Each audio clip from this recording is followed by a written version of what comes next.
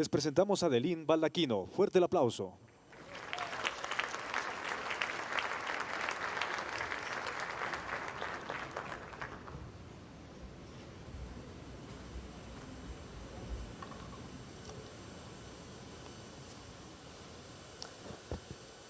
Hola, buenos días. Quiero agradecer a la Auditoría Superior de la Federación y a la Auditoría Superior de Puebla para invitarme. Me encanta estar aquí para esta estupenda conferencia, pero hay que hablar en inglés porque entiendo, pero no hablo bastante bien y bueno, estaría peligroso de probar en este contexto y como saben, a los auditores no les gustan mucho correr un riesgo. Entonces, lo siento, pero hablo inglés.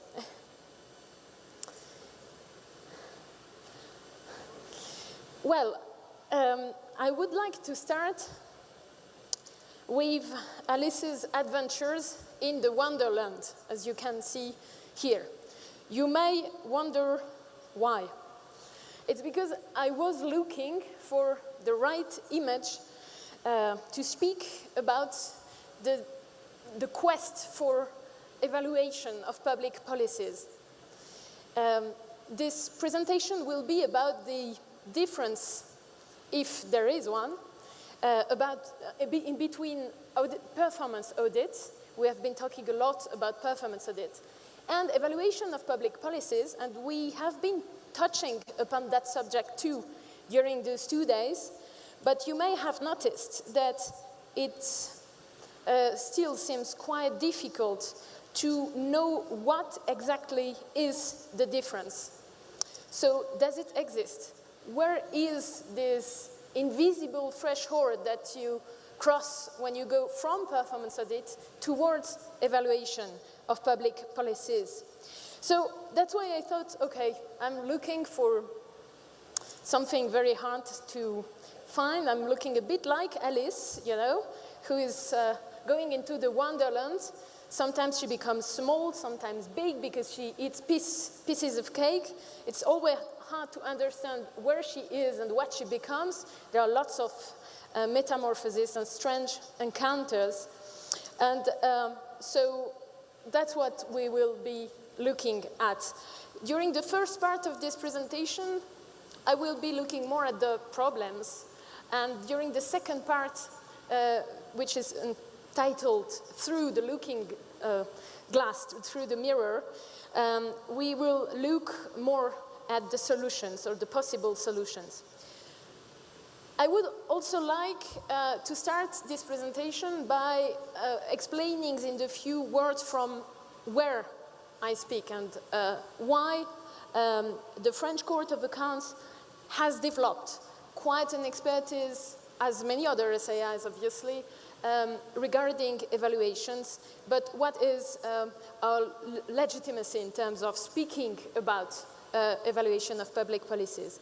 Well, on the one hand, evaluation practices are quite common now in France, and they have been for the last 25 years, because it was in the beginning of the 90s that a decree was taken and that institutionalized, actually, the evaluation of public policies and defined it. It was the first institutional definition we had of the evaluation, and it said the evaluation of a public policy has as its object to check that legal, administrative, and financial means that are implemented enable to reach the expected results and the assigned objectives. So it has been quite a quest, but it was not only in the public sector, it was also in the private sector, obviously.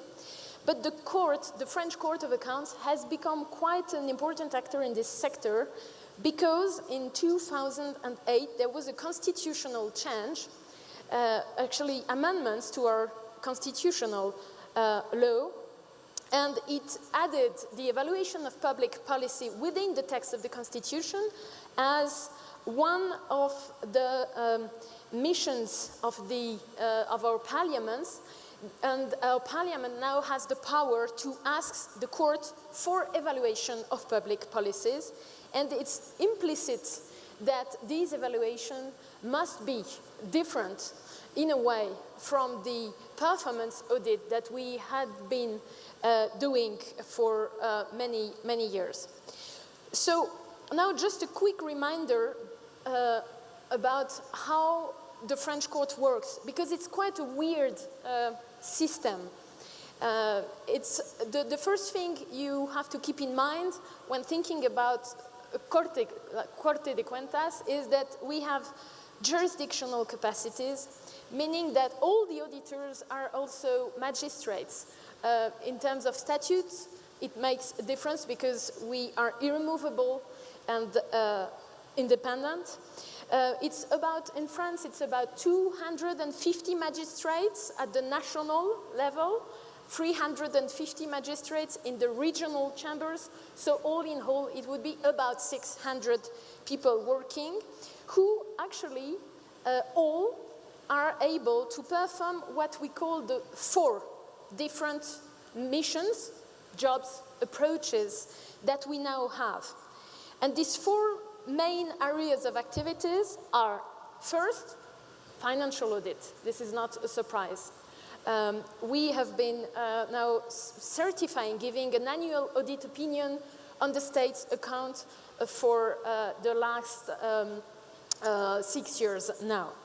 The second thing we are doing is judging. Again, this is a jurisdictional aspect, meaning that it's not only compliance audit, but the direct power to sanction public accountants and even, in some cases, public managers, even if they were not directly accountant, meaning even if they were not directly the ones that were able to pay something in the name of the state. The third mission, job, or approach that we have is performance audit. In French, we call that contrôle de la gestion, management control, if you wish. In fact, it includes, if you look at it in the terms of the ESI framework, it includes compliance and performance audit. And the last one, and that's where it becomes interesting even for us because it's an ongoing process. The last job is evaluation of public policies. So the first real steps in writing and publishing reports that we really called evaluation is quite recent, actually. We made some test reports in 2011. Since then, we have been publishing about 10 or 12 depending on at what time you're looking exactly, evaluation. Right now it has been 12 reports and it will be 2 more during this year. But we're still developing actually our doctrine in terms of what it means and does it mean something different to make an evaluation different from doing a performance audit. Why is it so difficult to know what we are talking about?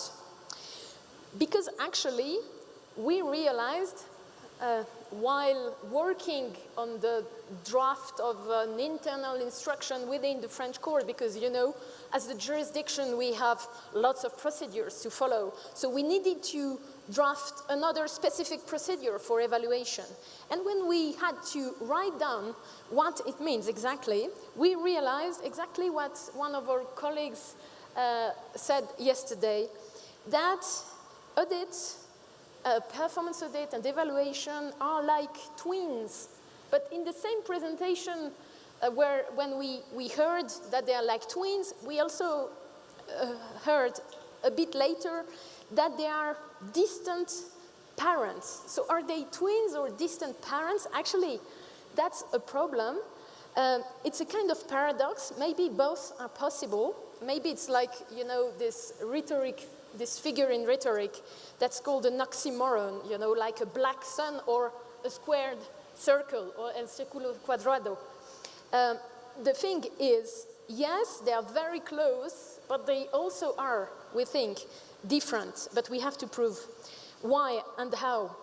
The problem is that there is no single scientific definition of what is an evaluation or what should be the methodology or the tools involved in an evaluation. Evaluation actually developed as a pragmatic and transdisciplinary approach, some related to the beginnings of the new public management theories in the 60s in the US. They are also obviously very, very closely linked to all theories regarding modernization programs in general, accountability focus, good governance, and so on. And there are common international practices. There also is a kind of international community of people who evaluate. But as we also heard yesterday, most of the private evaluators don't even know that SAIs do evaluations. And I have to admit, some of the people in the SAIs, and even in the French SAIs that has been practicing evaluation for the last years, don't exactly know what kind of framework or referentials the people in the private sector use, so that everyone tends to think, okay, what I'm doing is the best thing. It's just because I say it's an evaluation, it is one. So how can we do it? Because the methodology problem is not easy. There are many ways of doing things, random control trials, experimental methods.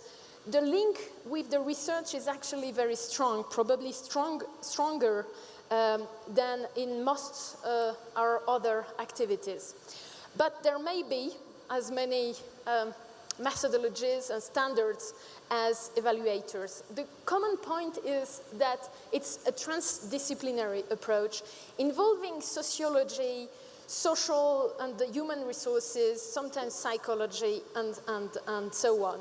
But the harmonization of the practices is actually very hard. There is in France, for example, something that is called the French Society for Evaluation. They have been debating about a possible label for evaluations for many years, but it's completely impossible at the moment to reach a consensus about what this label should or should not take into account.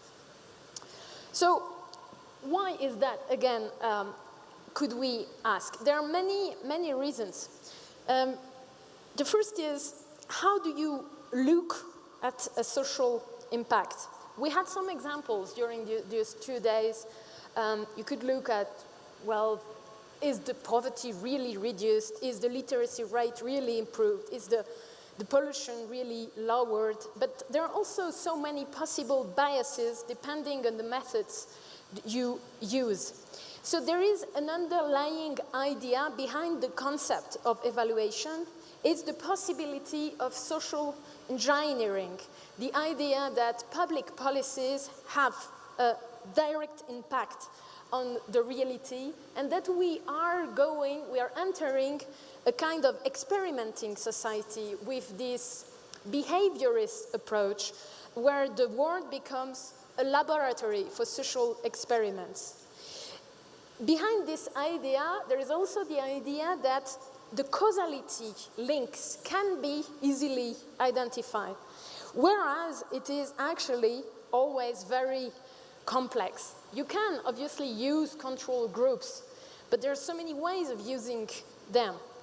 And Max Weber, that someone else quoted, I think, yesterday, for example, said this very interesting sentence. He said that causality is a network of causal connections intertwined in an infinite number of ways.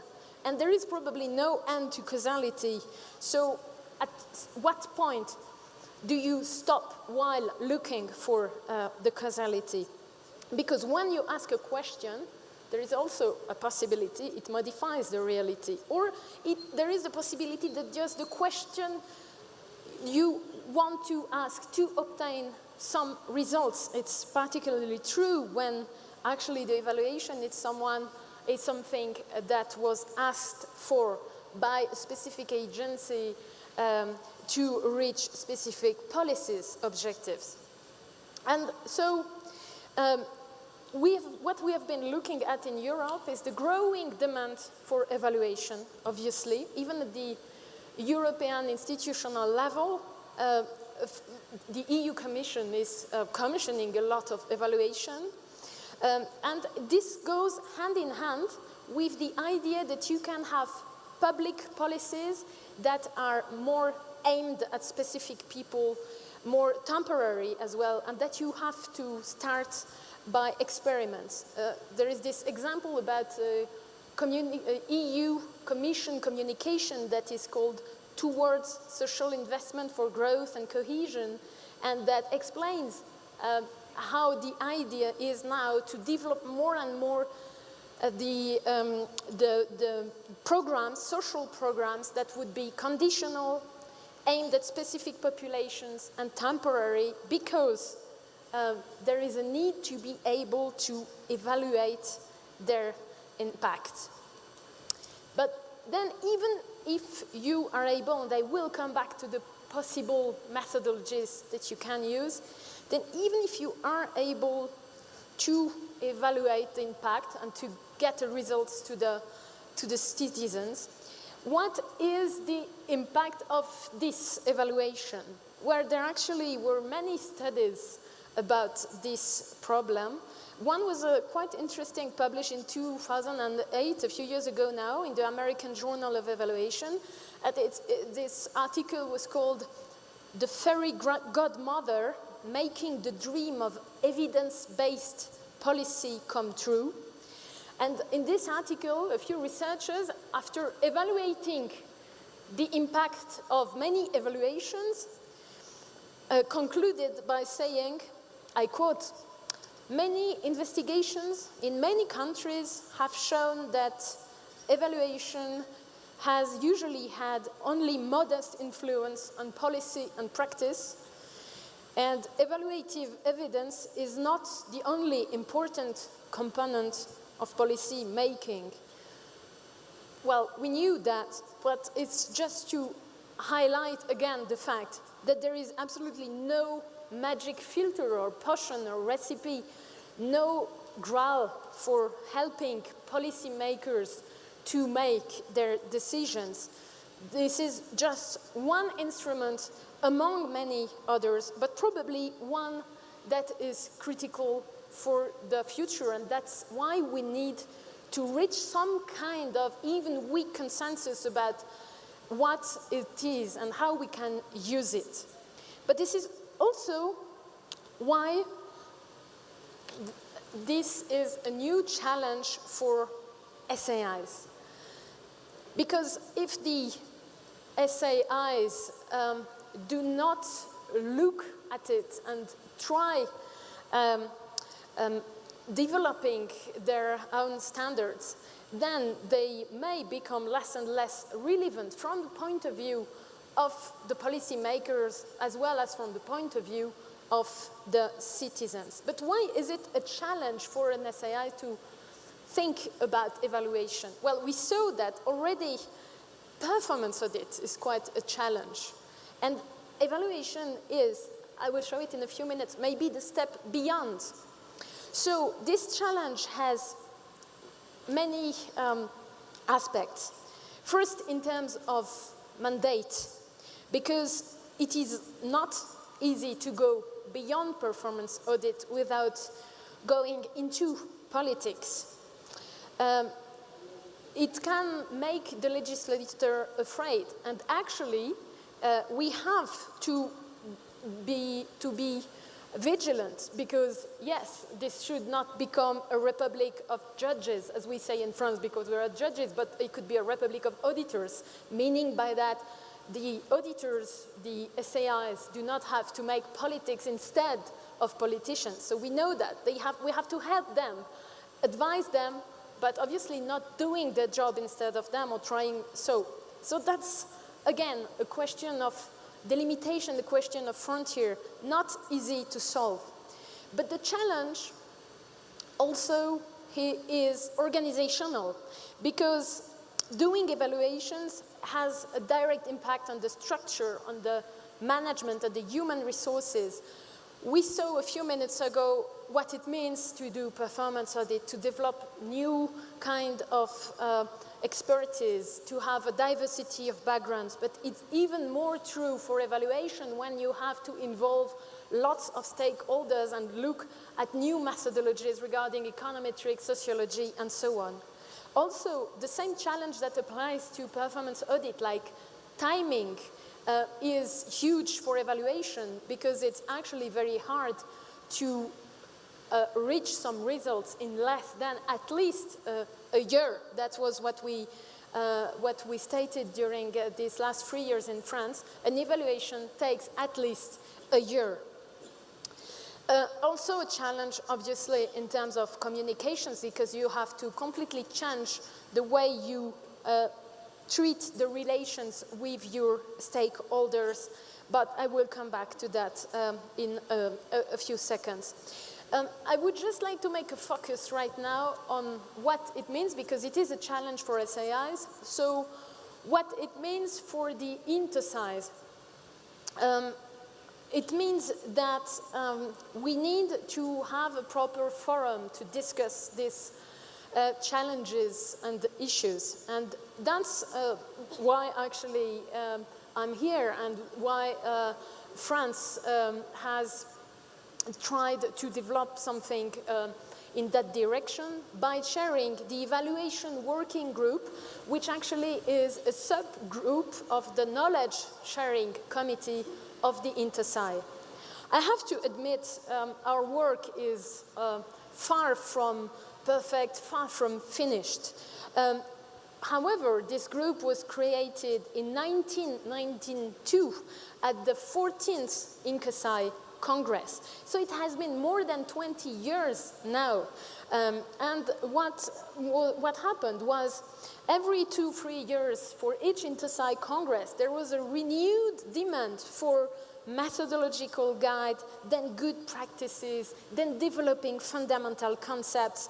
And at the Congress in Johannesburg in 2010, was actually presented something, a first product. It's not enough, and we know that, but it does exist.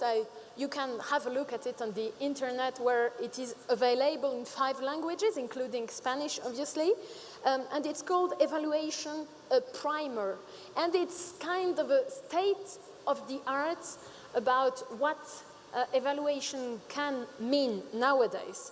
And so the question that we raised in 2012 in Paris during a meeting of the evaluation working group was, okay, after 20 years, we were only able to produce this primer with many different views, but actually no standards, because the practices are so different. So is it worth going on and on, or should we just consider this group has finished its work by proposing this first document? And well, there was a kind of consensus about the fact that, no, it's not easy, but you have to go on. And so there was a questionnaire, you know, this is most of the time how it finishes, you know, a questionnaire, a survey sent again to the 192 SAIs of the InterSci, asking for best practices. Do you consider you are doing evaluation or not?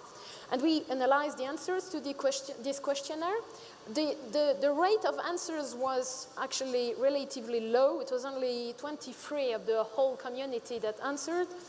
And it was hard to find lessons in those answers, because the main thing that we were able to state was actually something that we knew even before launching the questionnaire and survey, meaning that there are a large number of SAIs practicing something that they call or don't call evaluation, because again, the definition and the difference with performance audit is not clear.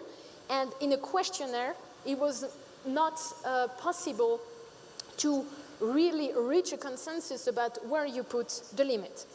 So what we decided is, okay, now that we know that, we go on, and we go on by doing what?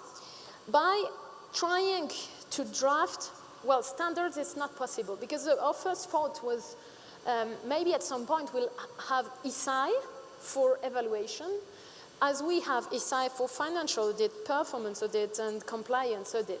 And then many countries said, no, no, no, because evaluation is just a subdivision of performance audit. And we said, no, we think there are differences, and so on.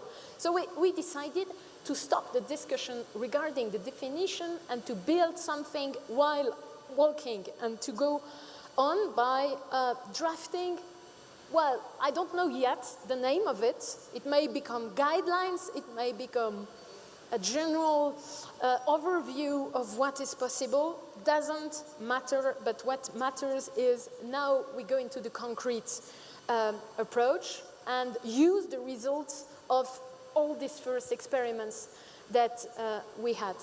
So that's why we're looking through the looking glass. You know, maybe it is the second volume of Alice's Adventures in the Wonderland, where she goes through a mirror, and on the other side, everything works in reverse. And also, you have everywhere, you know, the Cheshire cat. This is a cat that appears and disappears, and at the end, there is only the smile that you can see. And Alice asks the Cheshire cat, where should I go? And he answers, well, that depends on where you want to end up. So, where do we want to go? After Alice's in the Wonderlands, there is a maybe weirder reference. Maybe some of you recognize it, I don't know.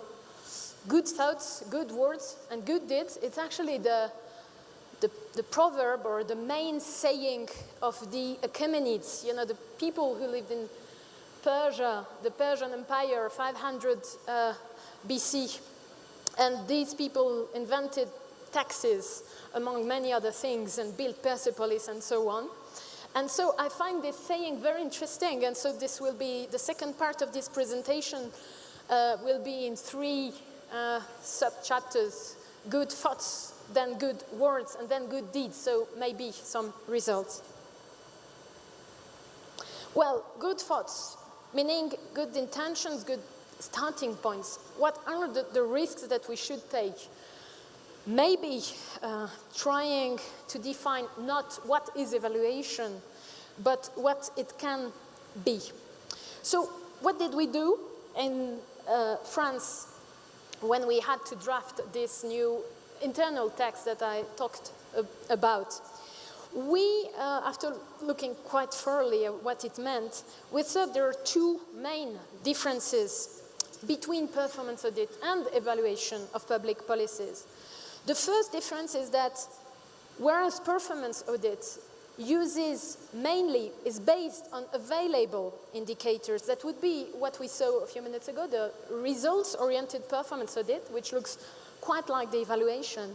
But at least in the French case, when we did performance audit, we looked at the available indicators, meaning the indicators that had been developed by the policymakers, and then we wanted to evaluate whether or not the results were coherent with what was in the planning. Whereas in the evaluation of public policy, the evaluator can and should build its own indicators, looking at a more general view of the policy and assessing actually the relevance of this policy, to also assess whether or not the initial indicators were or not attainable and appropriate, and then only after that compare to what was realized. That would be the first difference. The second one is even easier to understand. It means that we have to build a larger panel of expertise, including external stakeholders. So it does not only mean that we have to develop new capacities and expertise within the SAI, as we did in the past, but that we have to use external expertise for just a short period and very specific expertise. Let me take an example. we did last year an evaluation of the support to startup business to see whether or not the mechanisms that are in place are useful and efficient.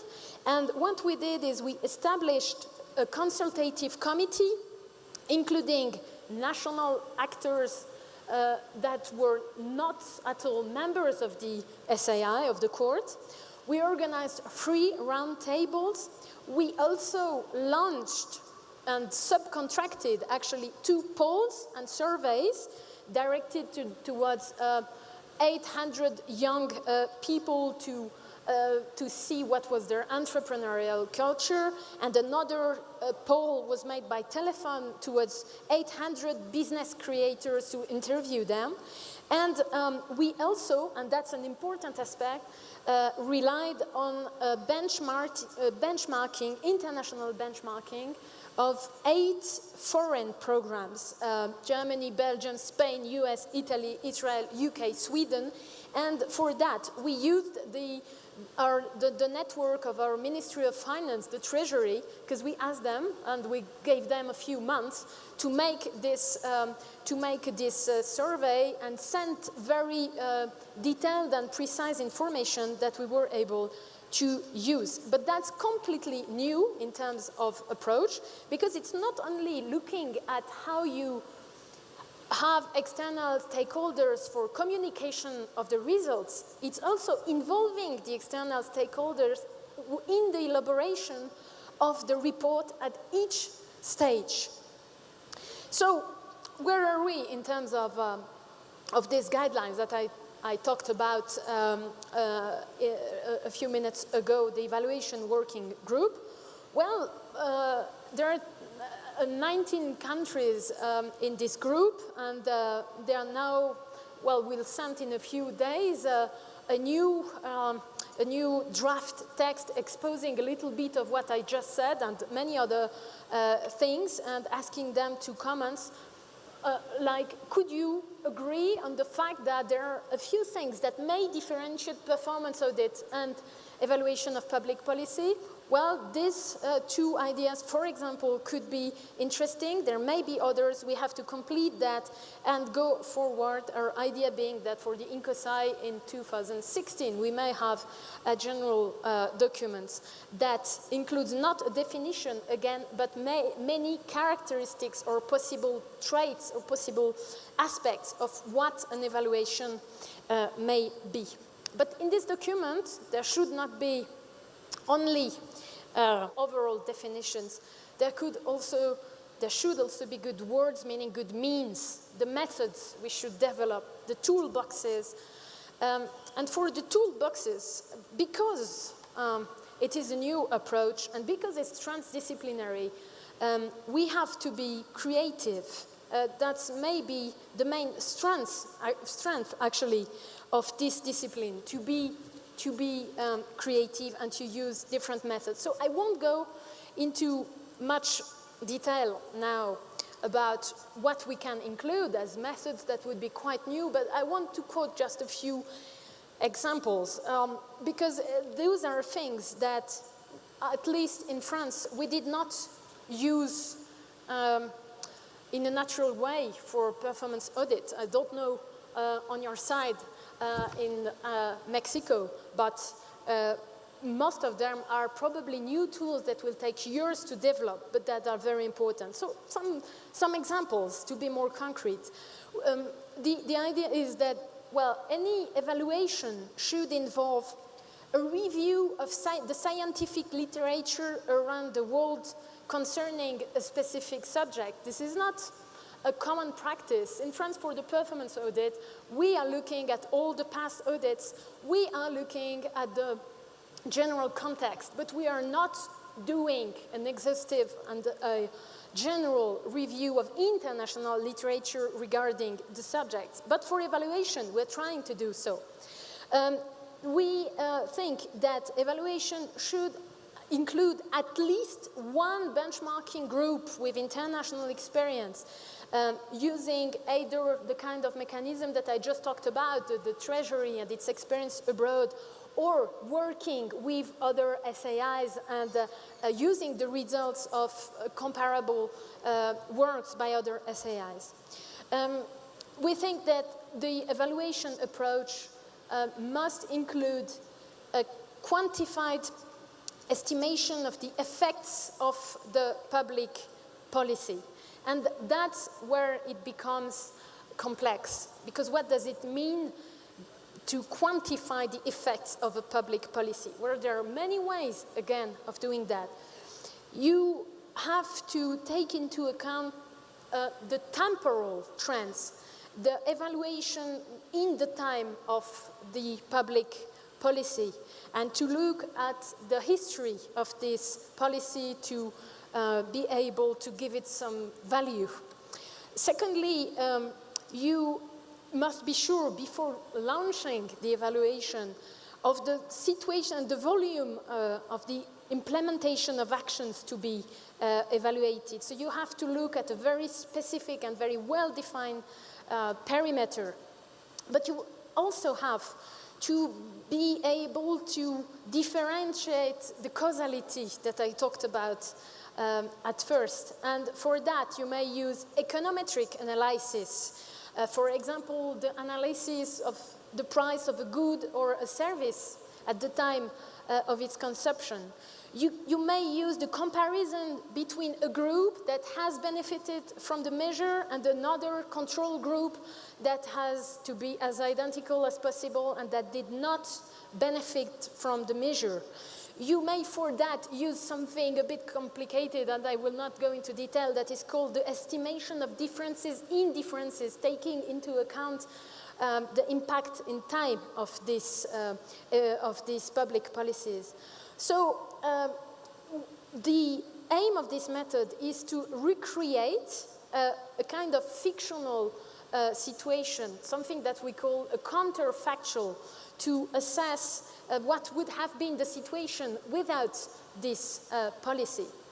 And to be complete, you also have to take into account what we call the perverse effects, the possible, for example, dead weight effects. I think it's effects de peso muerto in Spanish, effet d'aubaine in French, meaning that maybe some people benefited from a situation but would have anyway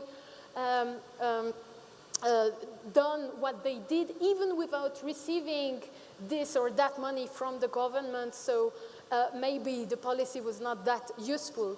There are also what we call eviction effects, meaning that you have to check whether the benefits of a policy for some people don't have the effect of depriving others of these benefits. And for all that, you may use quantitative surveys, and then lots of possible methods, random, representative, but then how do you choose your sample?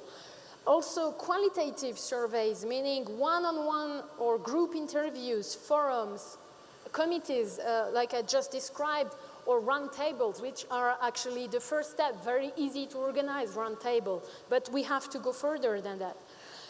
And so, in the end, the objective is to measure the impact on the society as a whole, either direct or indirect, and in the long term. So you have to look at the global perspective, sometimes taking into account a macroeconomic relationship as well.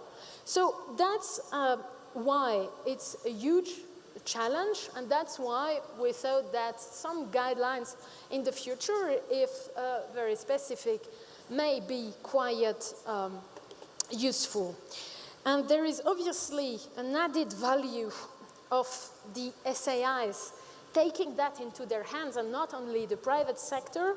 And it's not only to guarantee their existence or their added value in the future in the eyes of the citizen or the policymakers, but it's also because the SAIs have an in-depth knowledge of the public sectors that will obviously facilitate the comparisons, and also that they may benefit of this great and very important international network of SAIs. This is here a concrete example of what it means, this international network, so that the SAIs in the landscape of the evaluators are probably one of the best, the best equipped, the best tooled actors to be at the forefront of the evaluation trend. So I will finish by saying that obviously the problem we'll have in the future while developing these new methodologies is that we have to act in the public best interest without ever crossing, as I just said, the red line, meaning politics. Because when you draft and publish a report that looks at, I don't know, 20 years of public action within a specific sector, obviously, even if this is not politics, it has impact on politics. So there is no possibility of evaluating anything if there is no independence. And that's where we may have also to think or rethink the articulation between the controllers, the auditors, the judges that we are, and the civil society for which we work, because we have to be probably right in the middle, but with no filter. What I mean by that is, if I take the French example, we love one concept that is called equidistance. No lo sé si equidistancia existe en español, pero equidistance means in French, we consider we are between the parliament on the one hand and the government on the other hand, and not closer to the one or to the other, because we only speak directly to the citizen without any filter, because we don't need any authorization from the parliament or from the government to define our program, to decide what we are publishing, or to reach our conclusions. And I think this is a condition for being able to elaborate and to communicate about program evaluation. Because if you realize evaluations, but no one knows about them, or just some parts of them are made public at the end, you can be actually instrumentalized. And this is another risk that goes hand in hand with the development of the evaluation trend. So for each evaluation that we publish, we try to explain in detail the methodological choices that were made and their consequences for the scope of analysis and the conclusions that we draw from this approach. And we make sure that, again, external experts or stakeholders check what we write before publishing it. And we also have a very specific procedure and publication policy for the evaluations that very clearly distinguishes them from the more classic performance audits to avoid, again, biased interpretations and to make sure that we reach the citizen, which is our main goal. So, what I would like to say to finish is that actually the growing demand for evaluation is an incredible opportunity for SAIs to become more useful, more credible, and to really make this difference in the life of a citizen. If I try to answer to the first question that I asked myself, is there an invisible threshold? I may answer that as it is invisible, it's maybe because it's not that important. We should live with it, and we should overcome it by experiencing and proving the usefulness. So evaluation is where we are going because it is what it is interesting for citizens and policymakers, but we have to accept the complexity of the world with a few very simple ideas as a starting point.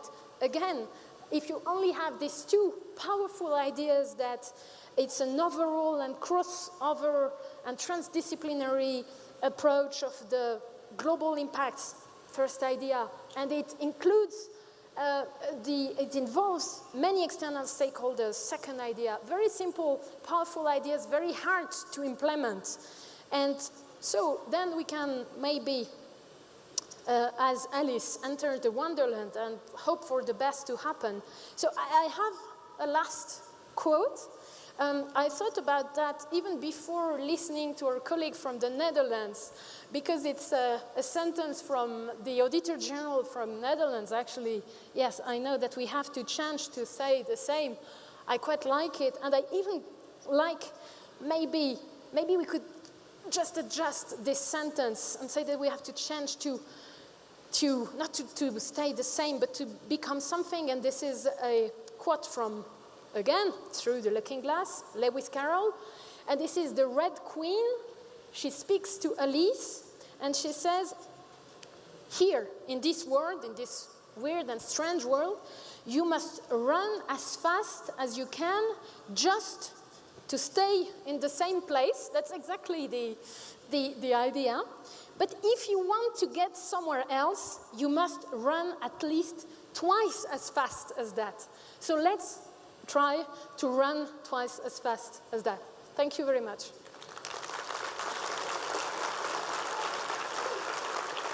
Bien, señoras y señores, después de esta ponencia procederemos a la entrega de reconocimiento a cargo del contador público José Rodolfo Picasso, auditor superior de Hidalgo. Okay. Así también hace entrega de este obsequio el contador público Pablo Santillón, auditor mayor del Instituto Superior de Auditoría y Fiscalización de Sonora y vicepresidente de Asuntos Jurídicos de la SOFIS. Él es el contador público Eugenio Pablo Santillón. Muy buenas tardes, tengan todos ustedes. En primer lugar, muchas gracias, David, por tu anfitrionía, pero si me permites, yo quisiera hacer extensiva esta felicitación a todo el personal de la Auditoría Superior del Estado de Puebla, porque la verdad, sin ustedes, creo que esto no sería posible. Y también, David, pues muchas gracias por darme el privilegio de entregar el reconocimiento a Adeline por la excelente exposición que nos dio el día de hoy. Muchísimas felicidades y muchas gracias. Buenas tardes.